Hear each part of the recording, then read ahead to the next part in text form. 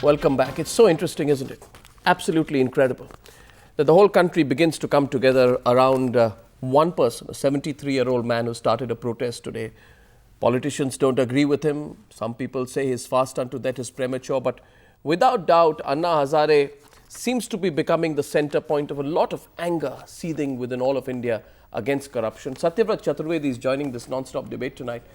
Thank you very much, Mr. Chaturvedi, top Congress leader and spokesperson. Mahesh Jetpalani is joining us of the BJP. Malika Sarabhai was part of this fast today. She's joining us from Ahmedabad. Kiran Bedi is staying on, but I want to ask first, I want to have the first go. Ruben Mascarenhas is with me in the studio. And Satyavrat Chaturvedi and Mahesh Jetpalani, I want Ruben to start the debate today.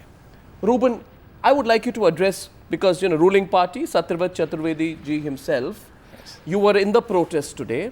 Now, Mr. Chaturvedi's party, the Congress spokesperson, says this is premature. What would you like to say, because you were part of this whole protest today? See, the best thing about today's protest was there were more young people than, typically the so-called activists and senior citizens. So that was one good thing. Secondly, we have a 73-year-old man who is risking his life and going on a fast. So if he can do that, and if as youth of the country we aren't able to do anything, it's really a shame on us. And thirdly, we've been seeing a lot of corruption this, corruption that, etc., and we have to draw a line somewhere. And honestly speaking, Satyavrat ji, with due respect, what we feel is the government is stubborn. It's not about solutions. There are solutions. The issue is political will.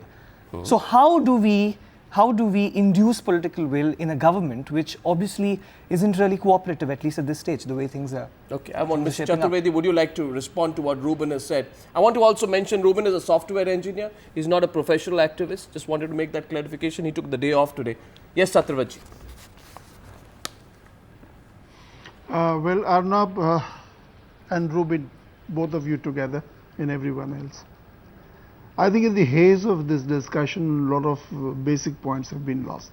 Let me try and simplify the whole issue, which is seemingly very complicated. The fact of the matter is, the central crux of the issue is that Anna Hazare and his team wants an effective law to come into place. A law that is not diluted. The provisions are not diluted. And they should not have exceptions or escape routes for people when it comes to investigation of corruption. This is the central crux. Now, as far as this is concerned, I don't think there can be two opinions about this. I mean, I am in entire agreement with what Anna Hazare wants. His intent, as far as his intent is concerned, I'm absolutely in agreement with him. And so is an institution, National Advisory Council, which has been constituted by government, which is being headed by Sonia Gandhi ji. Now, this council itself has rejected the bill. And when the working committee of this council met Anna Hazare and his party, they were, barring a few minor modalities, they were in a complete agreement with Anna Hazare's provisions that he wants in the bill. That makes the sense that in fact but your the party, question between, or the issue between Anna Hazare and the government, but your party is spokesperson somewhere else. Certainly doesn't reflect whatever you're saying. I mean, you're really putting it very sweetly. Now, just a minute. It's not being demonstrated into action, sir. Now, just a minute. When I am speaking, please let me speak my viewpoint fully. You can come and respond later on. Fair enough. What I wish to say is, what does the Constitution provide? The Constitution provides that executive and the legislature will enact a bill, formulate a bill and enact a bill. Now, unfortunately, Anna Hazare and his team, they neither are the part of the executive, nor are the elected representatives on part of the legislature. Now, if we allow this first precedent to happen and take place, I mean, what are we going to do in the future? Okay. That is going to be a big Okay, question. good. The government You is made your faced point. with a dilemma whether to allow something unconstitutional to happen or not. Okay. I mean, this is the very base. We may not disagree with the intent if of it's- Anna Hazare, my question- but the content.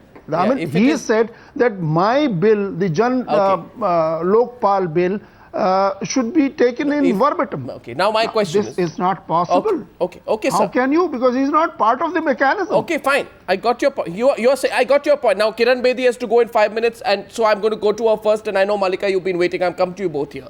We are hearing very clearly tonight, you are not part of the system. That's the argument. You are neither elected, nor are you legislature, nor are you executive. And therefore, don't ask why this has not happened for 42 years. The question can be asked, if there is such a flaw in this whole bill, then why have politicians telling us they've been trying so hard for 42 years? Kiran Bedi, I want you to respond to Satyavat Chaturvedi, and then I'll come to you, Malika. Friends, this is a desperate situation risen out of a desperate circumstances. It's been 42 years of reliance on a system which is not reliable. It's a desperate situation. It's led to desperation. The point is, nothing bars the government from inducting expertise from outside. Haven't we got Nandan Nilekani to carry out certain? Absolutely. Haven't we brought them onto them as ministers of state? We are not saying make anybody a minister of state. It is up to the Prime Minister. If we want corruption to stop effectively, and if we want the fear, then you can induct. And I believe Maharashtra has precedents. Anna Hazare was chairing some of the committees which were joint drafting of bills. Ask Anna, it's done seven times. And I believe in the recent tribal issues, Prime Minister did appoint a joint committee to draft Satyavat Chaturvedi, I will come to you. Satyavat Chaturvedi, coming back to you for a response. Malika Sarabhai, I want to draw you in. Mr. Jethmalani, just after that. Yes, Malika Sarabhai, you heard the debate tonight. I want to point out, all the cleanest countries in the world, the Scandinavian countries, have a strong independent ombudsman. And that ombudsman on corruption is not a politician, neither legislature, Mr. Chaturvedi, nor executive. These ombudsmen are so strong, they can even supervise the courts, and we know how clean the economies in the Scandinavian countries are. Just a precedent here from another country. Malika. You know, in the Gujarat SIT about the riots, they have now put 2 police officers to investigate their own crimes. If what Anna Hazare and all of us want doesn't happen, it's going to be exactly the same situation. The government, the corrupt officers, the corrupt ministers will set up a committee to look into their own corruption. That is just not on anymore. Mr. Chaturvedi, you know, it can't be, basic point is, it can't be for the politician, by the politician, elected, you know, by the politician, filtered by the politician and served to the citizen. But before I get your response, I would like to draw in Mahesh Jethmalani as well. Arnab. Just Mr. Mahesh Jethmalani's first comments are coming straight back to you. Mr. Jethmalani, what do you think? Why is there no political unanimity? Well, you know, I have to say this, that as far as I'm concerned, I don't know what the official party position is, because this the Anna Hazare fast has come as a bit of a surprise. I mean, you know, it's all been too sudden, so I don't know whether the party has had time to formulate a specific response. But speaking for myself, and I'm sure most right-thinking people in my party will certainly agree, I would wholeheartedly accept everyone, not even with the minor reservation, not with the minor variation as Mr. Chaturvedi would. I would, if I was to formulate this bill, accept every one of the civil society drafted bill. There's nothing exceptional about it at all. It's completely unobjectionable, unassailable, and I would go with it. Okay, Mr. Chaturvedi, you have your right to respond now. You've heard everyone. Now, 3 things. Number 1, I'll respond to Kiran Bedi. She said there shouldn't be any objection on the government part to seek consultation and advice from civil society. Where has the government denied it?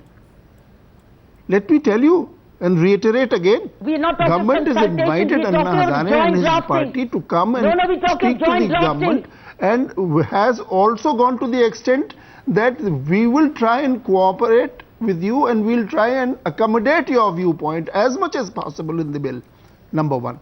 Number 2. Talk of joint drafting. I mean, I'm very surprised that how can people so intelligent as we see on the panel forget a basic fact that there are certain responsibilities given to each instrument of governance. And these responsibilities cannot be exceeded by any of us, be it legislature, be it judiciary, be it executive. Now, each of them have different responsibilities and powers. They have to exercise their powers within their limitations. And the limitation of the government is that it can ask for consultations, it can seek views of the civil society, but it cannot incorporate entire bill drafted by somebody who is neither part of executive or the part of legislature and put it verbatim on the floor of the house. It is not done and it cannot be done. And even if, for a moment, even if it is done, I mean, tomorrow this will be challenged in the court of law and it will not stand the scrutiny of law.